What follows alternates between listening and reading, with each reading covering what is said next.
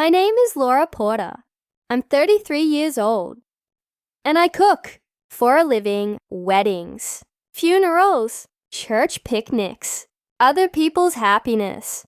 Last May, over her Sunday pot roast, my mom slid a folded sheet of paper across the table and told me I had until October to lose 40 pounds, or there would be no wedding.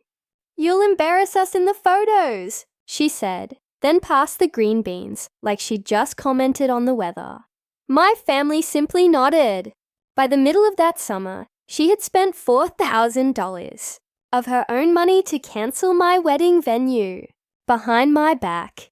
But here's what none of them knew. By the end of that same summer, I would plan a different wedding day, drive 3 hours north, and knock on a door nobody in my family had touched in 17 years. And what happened at our annual family reunion, because of that decision, stopped 40 people.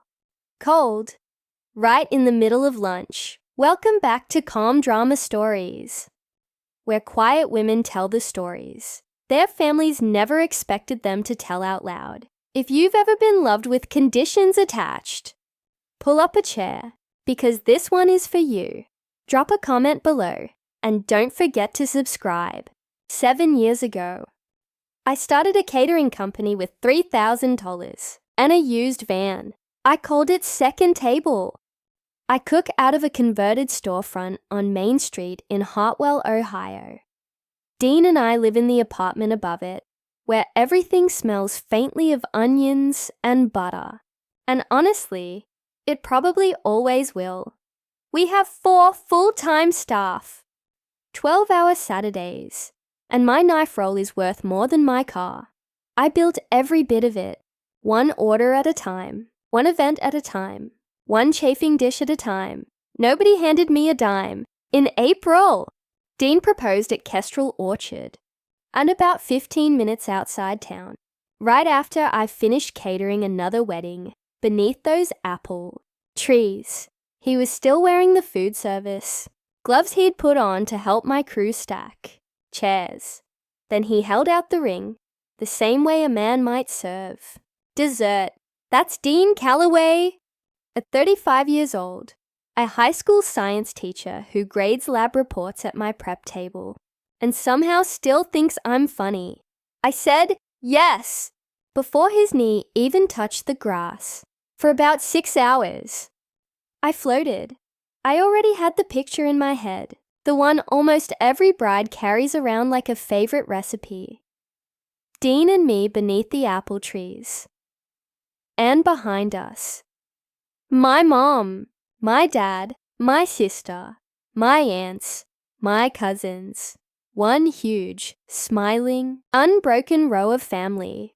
Then we drove to my parents' house to tell them the news. And I watched my mother's eyes do something they had done my entire life. Before they looked at the ring, they looked at my waist. She recovered quickly. She always did. She hugged me and said, October was a lovely month for a wedding, but I'd already seen the look. I'd been reading that look since long before I could read words. Growing up in the Porter family explains almost everything that came after. In our house, a girl's body wasn't considered private. It was treated like community property. Discuss the way other families talked about mortgages, or whether, every holiday, there were 2 tables. The long dining room table and a smaller folding table squeezed beside the kitchen door. By the time I was about 10 years old, that second table belonged to me. You're closer to the stove, my mom always said, so you can help. My dessert plate quietly disappeared. Before dessert was ever served, my sister, Meredith's plate never did. Not because they loved her more, because she'd learned by the age of 8 to leave food behind.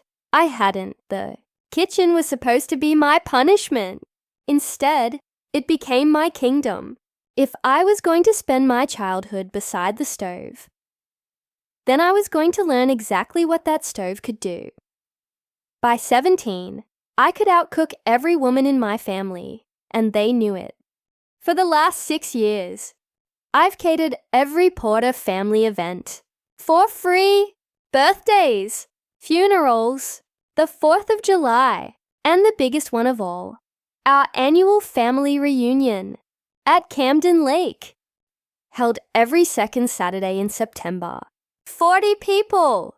My food, my van, my crew, my time, my gift. For years, I told myself it was generosity. The truth was much harder to admit. I was still sitting at the second table, trying to earn a seat at the first one. Every single reunion had one strange tradition. At the very end of the tables, someone always unfolded one extra chair. Nobody ever sat in it.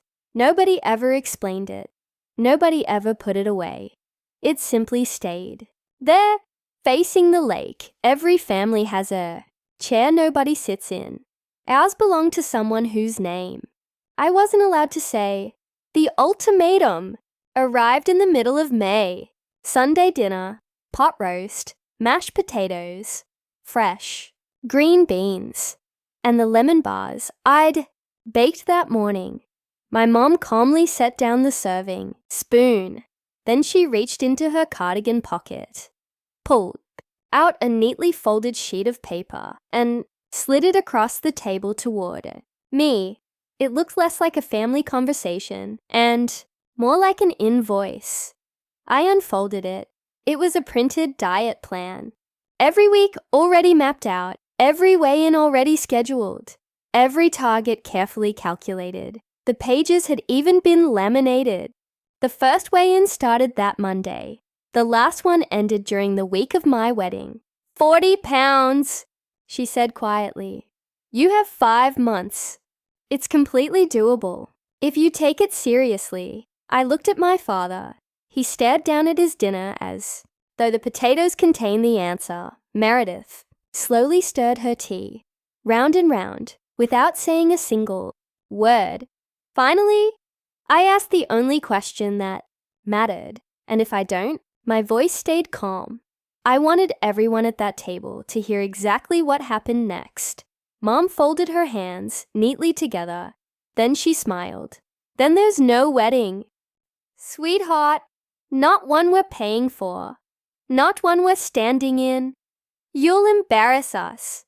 In the wedding photos, there it was. Not whispered, not softened, not hidden. Just sitting there. Between the pot roast and the lemon bars. My father stayed silent. Sister stayed silent. Even the room itself seemed to stop breathing. Mom kept smiling. The same gentle smile she used at church. Whenever she volunteered someone else for work they never wanted. I slowly laid my fork beside my plate. Then I looked directly at her. I'm marrying Dean this October. In the body I'm living in right now. And you're more than welcome to stand beside it in every photograph. Meredith's spoon finally stopped moving. Mom's smile never changed. Then it's a good thing, she replied, that the venue is in my name. Sweetheart, you might be wondering, why was my own wedding venue in my mother's name? Believe me, I asked myself that same question back in April. Mom had proudly announced she'd already booked the Birchwood Inn. She called it my wedding gift. The contract had already been signed. The deposit had already been paid. $4,000. Everything was already done before I'd even toured the venue. At the time, I convinced myself it was generosity, but something didn't feel right, so I called the venue myself. The event coordinator, Bethany, was incredibly kind. I asked if my name could be added to the contract. She apologized. Birchwood only allowed one signing client. No exceptions. Only the contract holder could make changes. So I immediately offered to repay my mother every dollar she'd spent. I even offered her a check that same day. She refused. It's my gift. She insisted, placing her hand dramatically over her heart. Don't insult me. What do you do with something like that? When everyone around you insists it's love, You start doubting your own instincts. You tell yourself not to make trouble. You ignore the uncomfortable feeling growing in your stomach because speaking up would somehow make you the problem. Eventually, I realized something that changed everything. A gift you aren't allowed to refuse isn't really a gift. It's a leash with a pretty bow tied around it. After that Sunday dinner, I drove home in complete silence. Dean waited on the porch. The moment he saw my face, he didn't ask about the potatoes, or the lemon bars, or the diet plan. He simply opened his arms, and I completely fell apart. For almost 10 minutes, I couldn't say a single word. When I finally managed to explain everything, including the venue, the contract, the ultimatum, and the threat, Dean stayed unusually quiet. Then he asked one question. One simple question. One question nobody in my family had ever asked me. What do you want? I blinked, because I honestly didn't know. Not anymore. For years. I'd only worried about what everyone else wanted. Mom wanted perfection. Dad wanted peace. Meredith wanted to stay out of conflict. The rest of the family wanted everything to look normal. Somewhere along the way, I had completely disappeared. The next morning, before work, Dean slid a yellow legal pad across our kitchen table. At the top, he wrote 2 words, "Our wedding." Then he drew a line down the middle. On one side, he wrote needs. On the other, wants. The needs column filled surprisingly fast.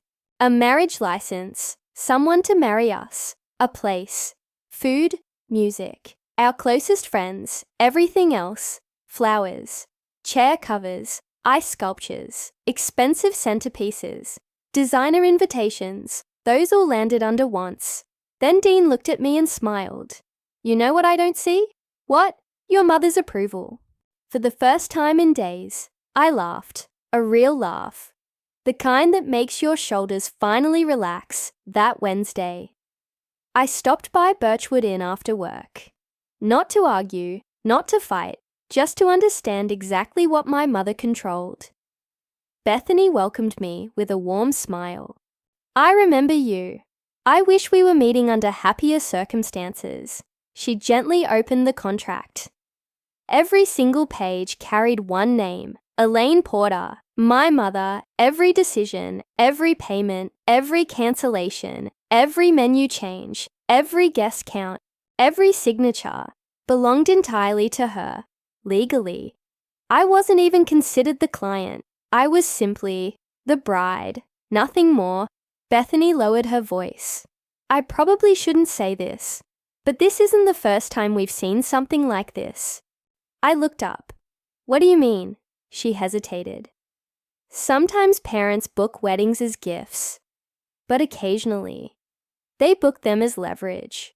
Those words hit me harder than my mother's ultimatum, because they came from someone with absolutely nothing to gain, a stranger who recognized the pattern immediately. That night, I couldn't sleep. Instead, I opened every email Mum had ever sent about the wedding. At first, everything looked perfectly normal. Excited updates, vendor suggestions, flower colors, cake tastings. But then, I started reading carefully, really carefully. Almost every message ended with a sentence like, "Since I'm paying, because the venue is under my account. We'll decide later. I'll approve it first. Don't worry about the details." It wasn't planning. It was ownership. Every decision quietly reminded me who was really in charge. Friday afternoon, something happened that I never expected. My father called, not texted, called. He almost never called. His voice sounded nervous. "Can we meet?" We met at a small diner halfway between our houses. He ordered coffee, didn't drink it, just stared into the cup. Finally, he sighed. "You shouldn't have been handed that diet plan." I waited, because I knew there was more. "I told your mother that." Hope flickered inside me, then disappeared. because his next sentence changed everything. But once Elaine makes up her mind, there's no changing it. I looked directly at him. So you're choosing not to try? He flinched. No, I'm choosing peace. I slowly nodded. No, Dad. You're choosing her. His shoulders sank. For the first time in my life, I realized something heartbreaking.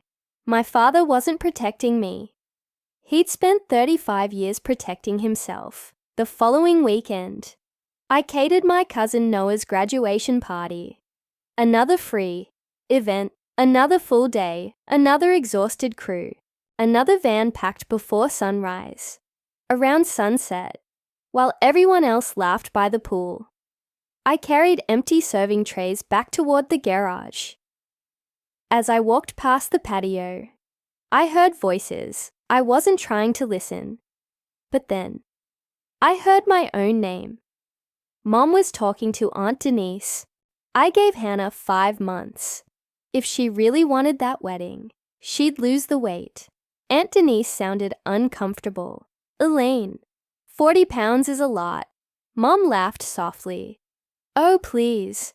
Sometimes women just need motivation. Then came the sentence. I'll never forget. If she calls my bluff, I'll cancel the venue. She'll come crawling back. Everything inside me went completely still. Not angry, not shocked, just clear. Because for weeks, I'd wondered whether she actually meant it. Now I knew. She did. It was never about my health.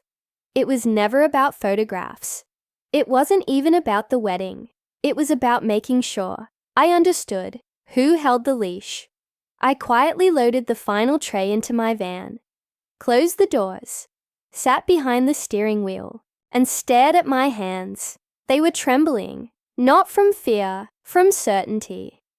I pulled out my phone, opened my banking app, looked at the savings account Dean and I had been building. It wasn't much, but it was ours.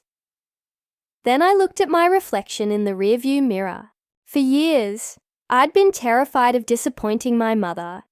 But suddenly, a far scarier thought crossed my mind.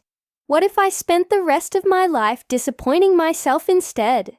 I started the engine, pulled out of the driveway, and before I even reached the highway, I made the decision that would change everything. If my mother wanted to keep the venue, she could keep it, because on Monday morning, Dean and I were going to start looking for a wedding. That belonged to us.